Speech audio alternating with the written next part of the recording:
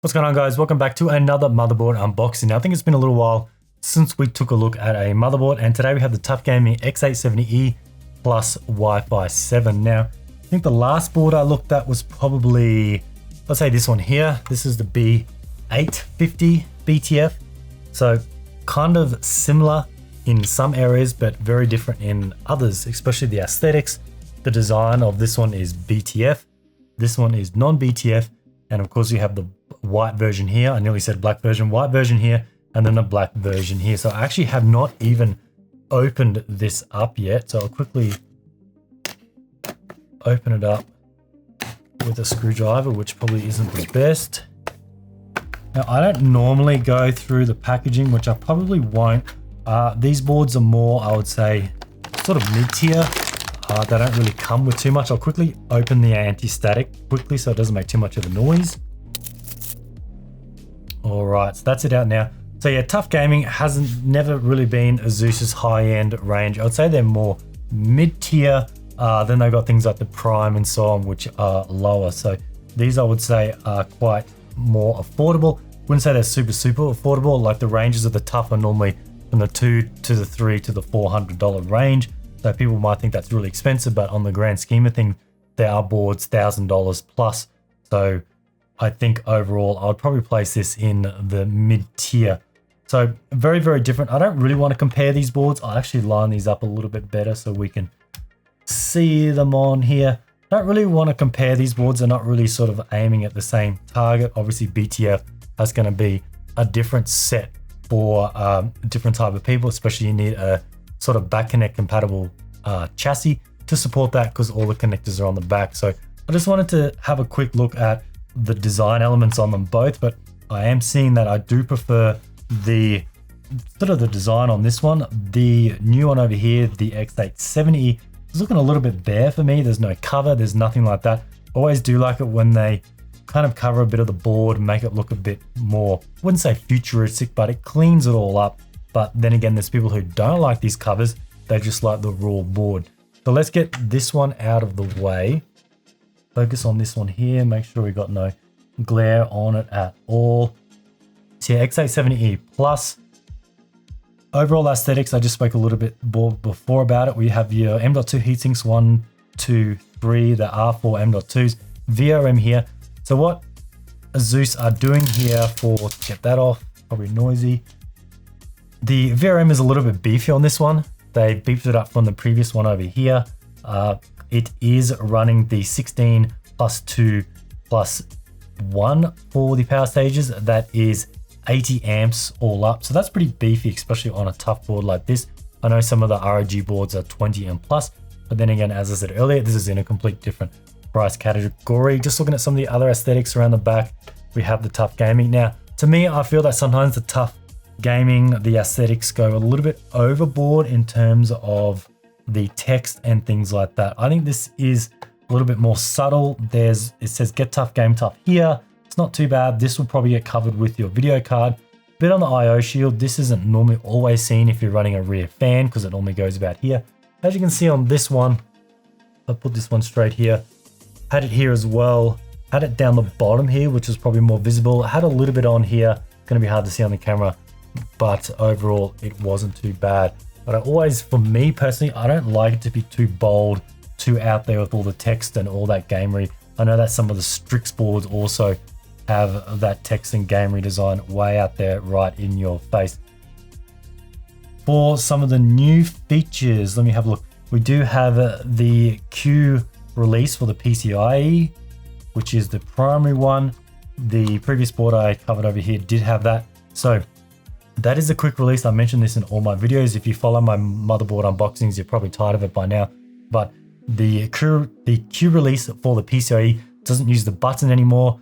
They have revised this since launch because I believe there were a few little issues, but they have revised this. So when you put your video card in, it'll automatically latch and lock. When you want to release your video card, you don't need to push a button anywhere. I think at first it was only on the high-end ROG boards, but now they're bringing it down to TUF and maybe some other boards. So to release it, don't push a button, rock your video card back. They do have animations on their website of this. Rock your video card back slightly and it will release that latch. Pull your card out, that's it. No buttons, nothing like that. I think it's a much easier design. Some of the other Q features they have is the Q release for your, or Q latch, which is this one here for your SSDs. Now let's have a look and see if there's any more over here.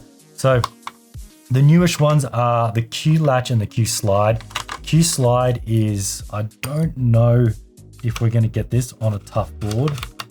It's actually interesting. I thought there might have been one under here, but there is not. I missed this one over here, which does not have a heatsink on it, which I think is pretty good, because it's always good to have one vacant, because if you buy like a Gen 5, there's ones that even have their own liquid coolers on them now. They have their beefy heat sinks. If you were to put one here that came with an aftermarket heatsink and you want to use that, you need to leave this whole cover off. But having just this bare naked one gives you the opportunity to leave the board as it is, as it comes, how it looks, and then you can put the aftermarket one in and you're not affecting anything else. So no Q slide on this one. The Q slide is when you put your M.2 in and then you can slide the latch forward and back for the different size SSDs and it locks it in. So none of that, it just has the Q latch, which is this one here, and that's on all of them now.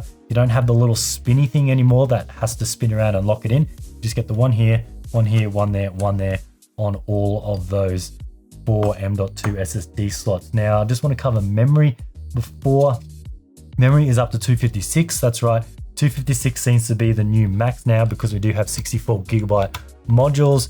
Whether they're out or available yet, I'm not sure, because they are relatively new, but I think Corsair and G-Skill have announced them, probably some other manufacturers, but yeah, you can put a whopping 256 in this. Don't think you're going to be getting up to the 8000, which this board supports. So this board supports 8000 mega transfers for Ryzen 9000, 8000, 7000 series processors.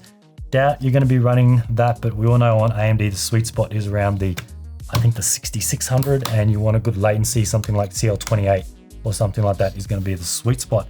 So I just always like to install memory. You might be like, why am I installing memory? It's going to fit there. Always like to install memory to see how aesthetically pleasing different brands look. I think on a board like this Vengeance from Corsair just matches really, really nicely. Nothing too over the top. Personally for me, TUF Gaming, I would go for a subtle, slight RGB build or no RGB build. I would go with a sort of yellowish orangey theme, very subtle, something like that.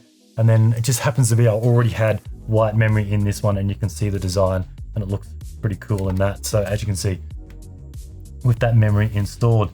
Now PCIe, you have 1, 2, 3.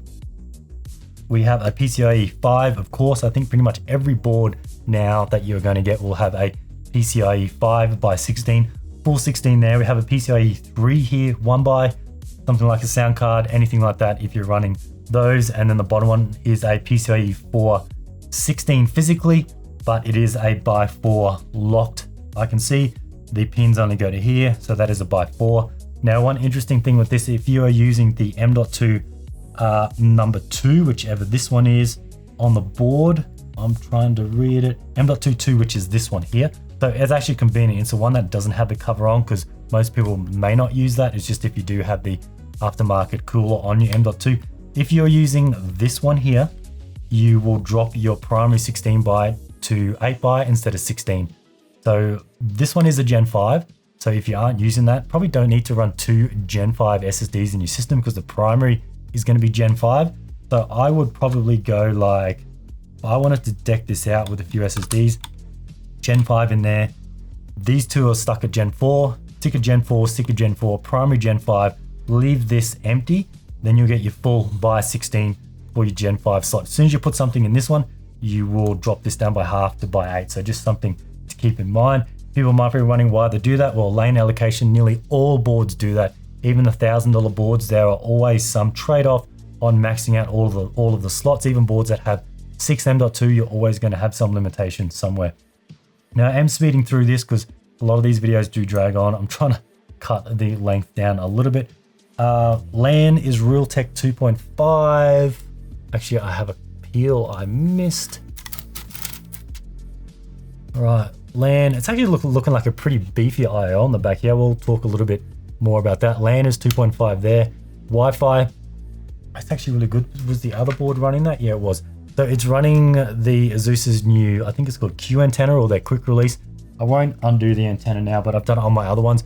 You don't have to screw it in anymore. You just push them on and that's it. And to release them, it's kind of like a little quick release connector. You just pull it and it pops off. So it's no more screwing in like the old school ones. And speaking of Wi-Fi, that is Wi-Fi 7 up to 160 megahertz transfers. It's not the 320.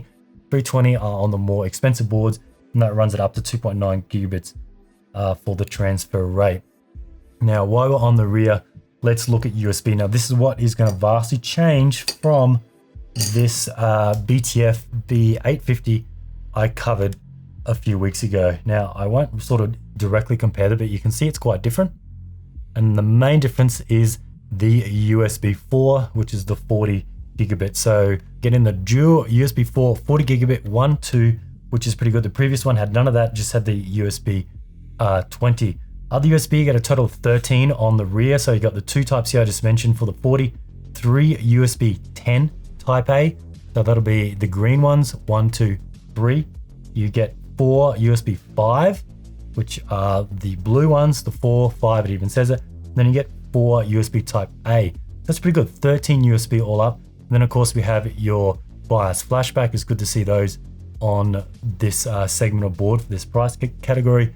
And then we have your HDMI display output and your audio there. Moving on to front, there are a total of 7. We have a USB, we have a single 20, which is this one here, a USB 3.0 5 gig header, so that'll give you your 2 Type A.